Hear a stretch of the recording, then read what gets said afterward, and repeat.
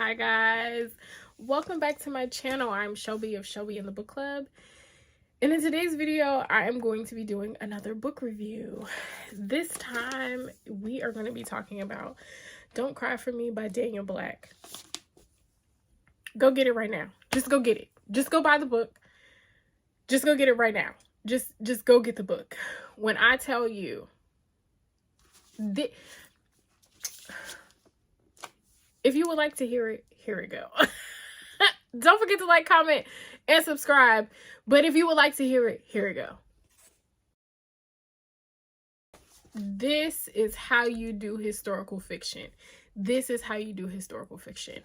I am learning about myself that I actually do like historical fiction. I think when it's written a certain way, it's tangible to me. I can take it in a little bit differently.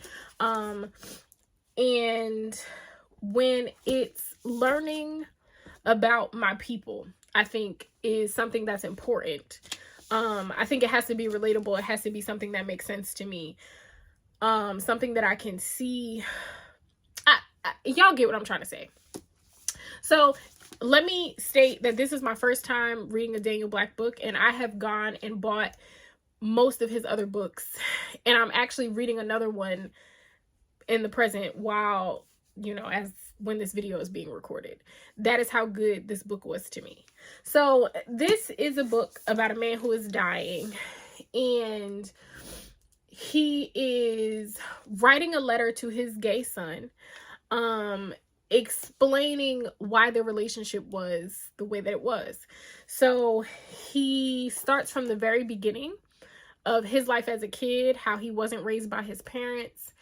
He was raised by his grandparents, what it was like being raised by his grandparents, all the way up into the present, into him getting sick, and how his life has shifted over the years. Now, I don't want to spoil this book for y'all. So I'm not going to go into details about his life. What I am going to talk about, though, because I think this is a must read for everybody, but particularly for Black people, for Black men, and particularly Daniel Black wrote this for y'all. It is for y'all. But what I am going to do is I'm going to talk about the things that stood out to me. So one, the reason that this book originally intrigued me so much is because the idea of learning about your parents' life from your parents' perspective is intriguing to me. I think we all could benefit from listening to our parents, right? Just listening to them talk. I am grateful to say that my mother has been very open with me, and she talks about, the past, our family members that I wasn't blessed enough to meet because they were here and gone before I was even a thought. Different experiences she had, her version of my grandmother, her mother, right? Because the woman that my grandmother was raising my mother was not the grandmother that I had. I know that for a fact. Similar people, but my grandmother was evolved. Like, she grew, she was evolved, she knew different things, she was, anyway. So that idea is something that I was like, oh, I definitely want to read this, because for me at least, I feel like I've always felt like there was a disconnect between, and not just for parents, but just in general, like the person that you were and the person that you are today. There's always this disconnect. Like, we forget how we got to where we are right here, right now in the moment. And I often feel like when I watch my friend's parent, when I watch, just experiences that I've had with my parents, I felt like, are y'all too good to remember what it was like to be a kid? Like, are y'all too good to give me grace? Or are you living from a place of what you wanted and what you wanted to do, right? This book helped me realize that generational trauma shows itself in different ways. That Black men have it hard. Something that I knew. But this book made me realize that hard is a general statement, but there are so many things that Black men are not afforded, like emotional maturity, or emotional education, or tenderness, right? Affection that Black men are not afforded. That is responsible for a lot of the reasons why they are the way that they are. Another thing is the emphasis on education. Oh my gosh. If you follow me on Twitter, Shelby Monet, follow me at your own discretion. You've been warned. But if you follow me on Twitter, I was talking about it the other day after I had finished reading the book, about how I'm realizing that the Black community stresses education for a lot of different reasons, right? The number one being that literally it was illegal for us to read and write at one point in time. So now that we can do it freely, quote unquote, it's important for us to do that and to pass that down, right? Because we are not far removed from our generations that did not have a high school diploma, let alone a college degree. You understand? Like, my mom was the first to have a college degree in our family, right? So it's like the education is important. Education is very important. But it goes beyond just book smarts and getting a job. I think that's the overall premise, and that's what it's kind of narrowed itself down to, right? Like, oh, you need an education in order for you to get a job, in order for you to make enough money to take care of yourself and get the hell out of my house. Accurate. Maybe not, but y'all get what I'm saying. Because that little piece of paper ain't getting us nowhere these days. But anyway, I think it also goes deeper than that, into an idea that getting an education and learning in a formal setting lets you know that it's okay to question things, right?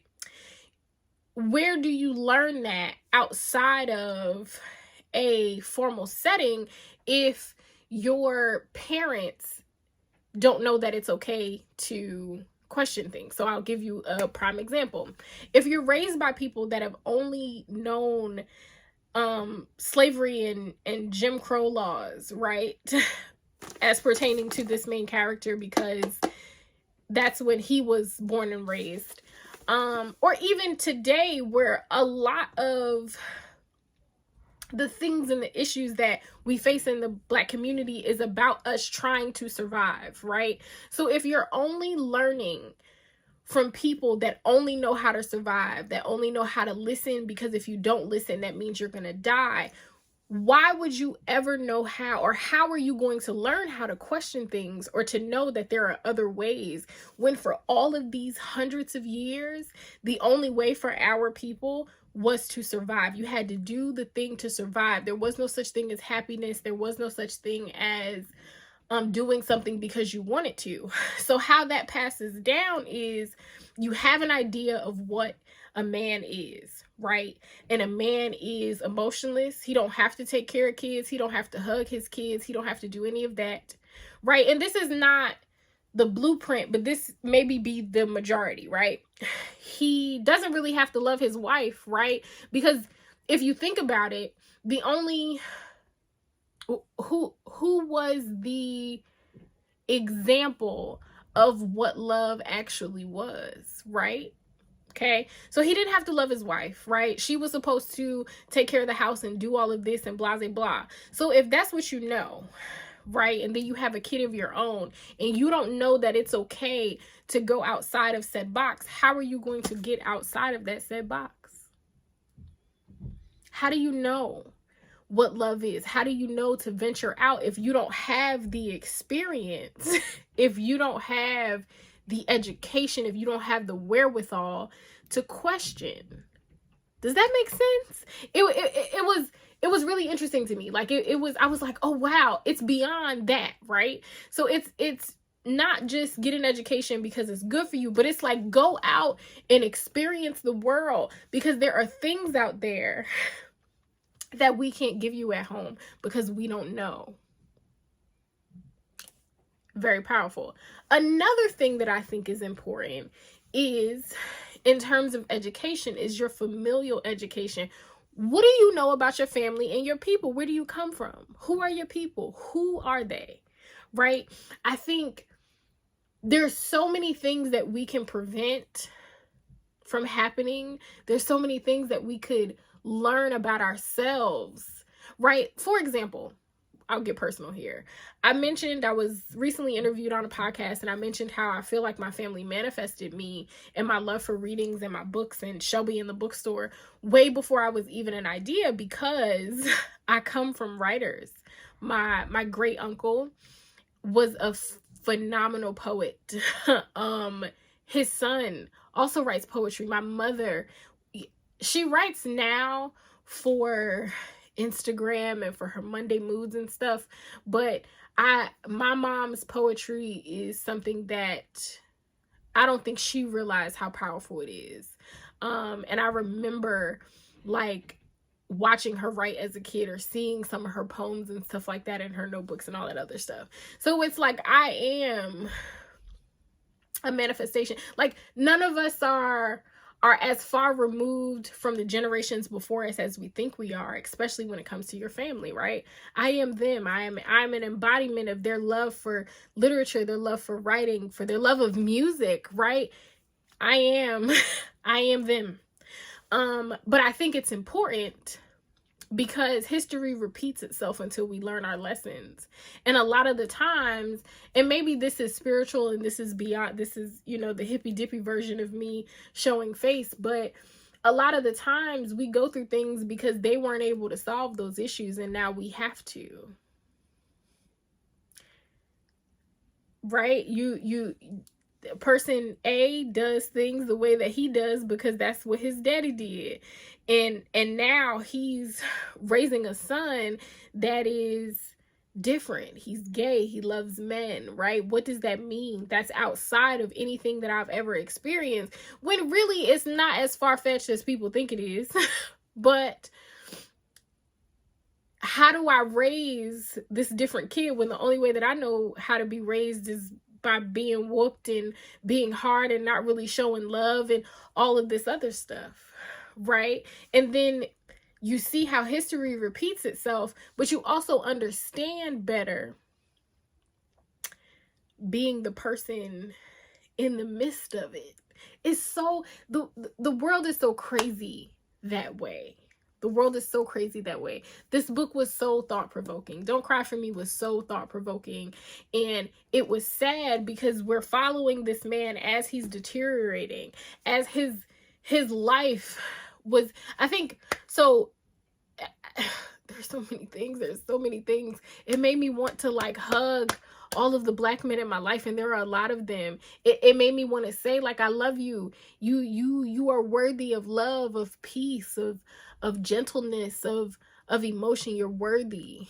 You deserve niceness. You deserve to be angry if you want to. You deserve to be confused. You deserve to ask questions. You deserve to relax. Like, you deserve all of these things that are not necessarily afforded to you because you're just trying to figure out what it actually means to be a man and what your version of that is, because it's not going to be the man that your father was or your grandfather was or your uncles or your cousins. It's not going to be the man that your friend is. It's going to be something completely different.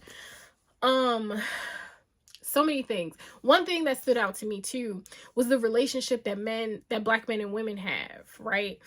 So again, I want you to read this. I'm going to try not to spoil too much, but his wife was way smarter than him. Way smarter than him.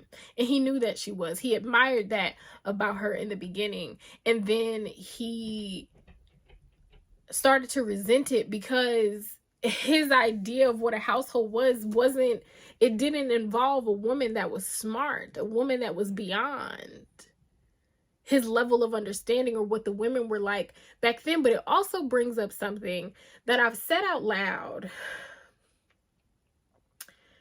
And I don't know if I've said it here on the channel or just in talking with my friends, but he said, I loved her because she liked me. And the power behind the statement, the one, did he even understand that he was worthy of being loved? Two, he loved her because it was the only affection he had ever gotten was from this person that liked him, because he didn't get affection at home. So it was enough for him. because it made him feel good. It made him feel wanted. So that was enough that she liked him. He didn't know nothing about that lady. He didn't know nothing about her. He didn't know anything about her.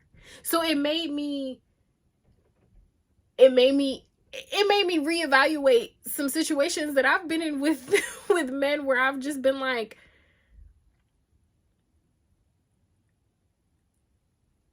you know nothing about me, but you're enamored. Why? And it's because some of them have never had a certain amount, like they've never had any affection before. What does that even mean? You've never had affection before. As someone that comes from a very affectionate family, it's like mind-boggling to me. Like literally, the next time my mom and I are with our family, I'm going to record, like I'm going to vlog it so that y'all can see that we literally sit on top of each other and are like in each other's face the entire time.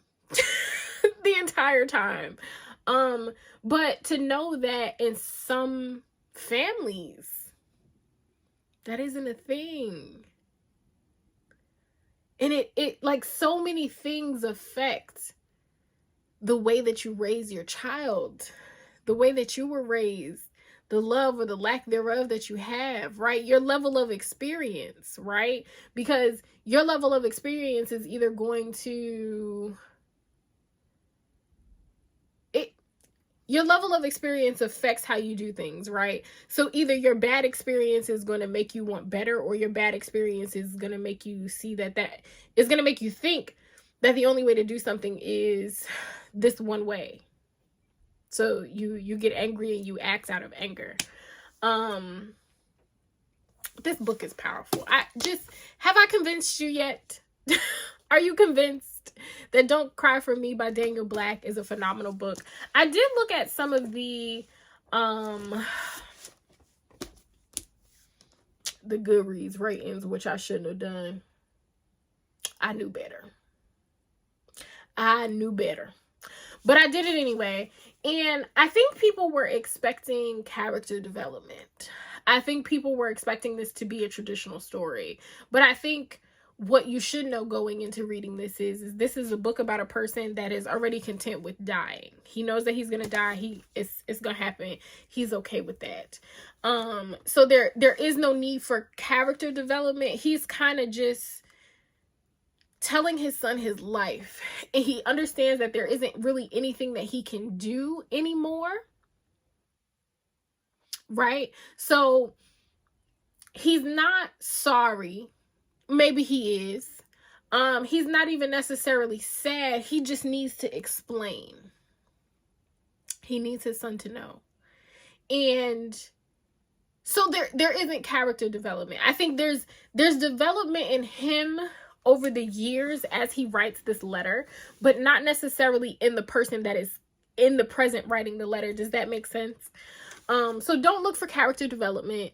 Don't look for this to be like, oh, this character starts out shitty and then he grows into whatever. No, this is a person that is dying. He knows that he is dying, and he knows that he should have done things differently. And today he has the wherewithal that if he could, he would, but he cannot.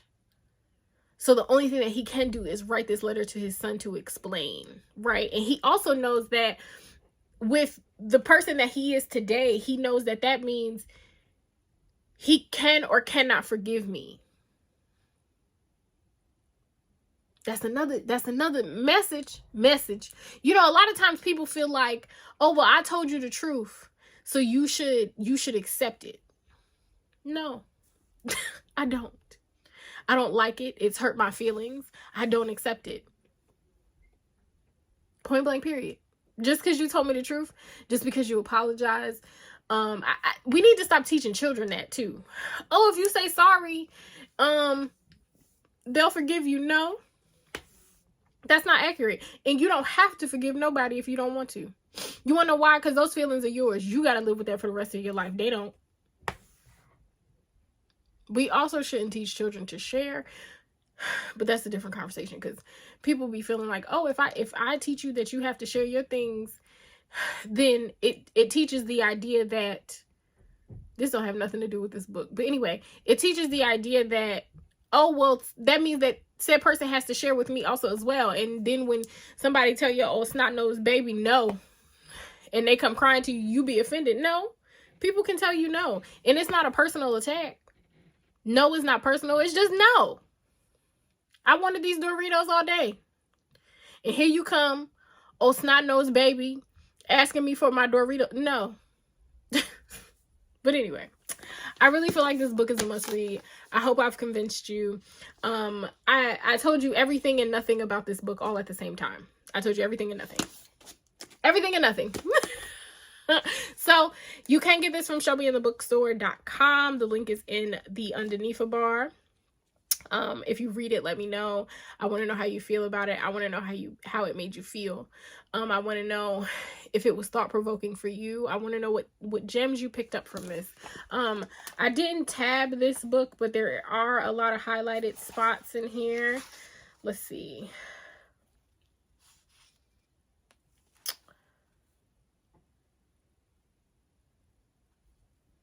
Oh, like one quote, we were taught what to think, not how.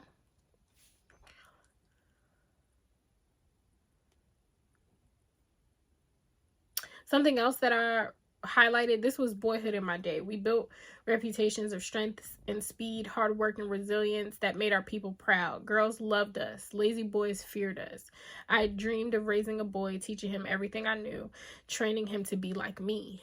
And I wrote next to it, this makes me wonder why they fear newness so much.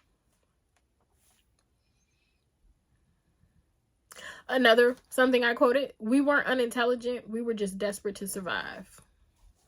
We thought eating every day was a big deal, and many times it was. Is it making sense to y'all now? This book was so good. And it's a small one. It took me a while to read it because life has been lifing, but small book, quick read, but it's heavy. But it was so good. So without further ado, don't forget to like, comment, subscribe. Before you go, we are still on the road to 1,000 subscribers. I think we're at like 6 something. We could be there soon. We could be there soon. So every little bit counts. And per usual, if no one has told you today, I love you. Especially if you're a black man. I love you. I love the rest of y'all too. But black man, I love you so much.